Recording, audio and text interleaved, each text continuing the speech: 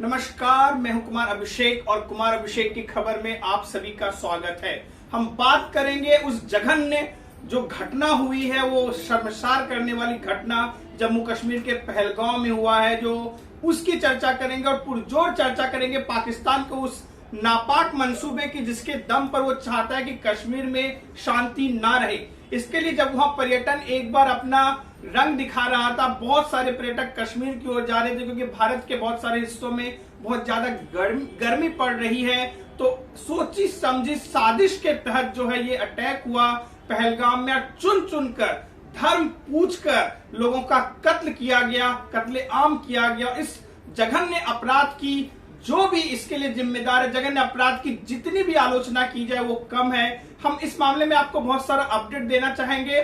जो सुरक्षा कमेटी की बैठक हुई थी प्रधानमंत्री नरेंद्र मोदी की अध्यक्षता में, उसमें कई सारे फैसले लिए गए। सबसे बड़ा फैसला तो यह है कि भारत और पाकिस्तान के बीच जो अटारी बॉर्डर है उसको पूरी तरह से बंद कर दिया जाएगा। जो सिंधु जल समझौता है उसको भी भारत ने तुरंत रोक दिया है, उस पर रोक लगा दी है। इसके अलावा जो है पाकिस्तान के उच्चायोग की संख्या घटाकर 30 कर दी गई है, मतलब 30 लोग ही पाकिस्तान उच्च आयोग में रह पाएंगे। इसके अलावा जितने भी पाकिस्तानियों की वीजा है वो 48 घंटे ही वैध रहेगी, उसके बाद सारे पाकिस्तानियों का वीजा जो है वो रद्द कर दिया गया और जल्दी से जल्दी उनको भारत छोड़ने का फैसला किया गया है।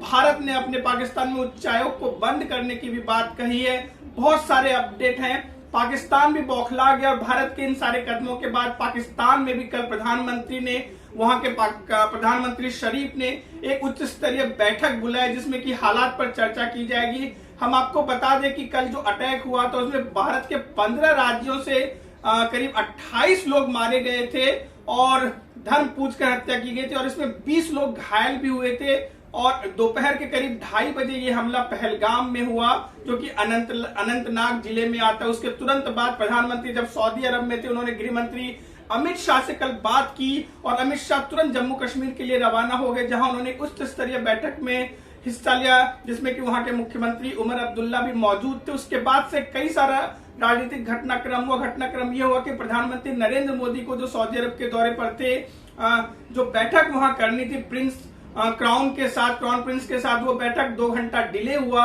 और उन्होंने बैठक तो जरूर की मिस्टर सलमान के साथ, लेकिन जो है जो डिनर उनके सम्मान में रखा गया था प्रधानमंत्री नरेंद्र मोदी के सम्मान में, उस डिनर को अटेंड नहीं किया गया।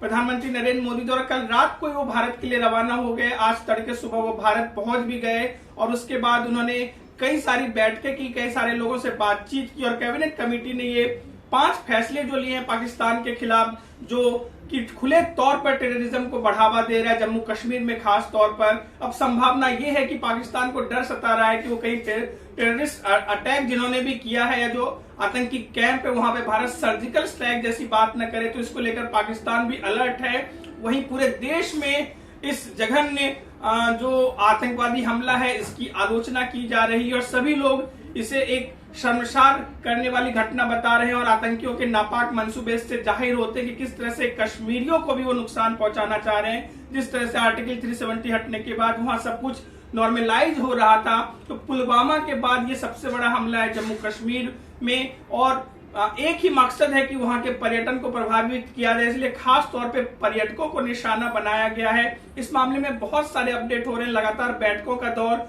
जारी है।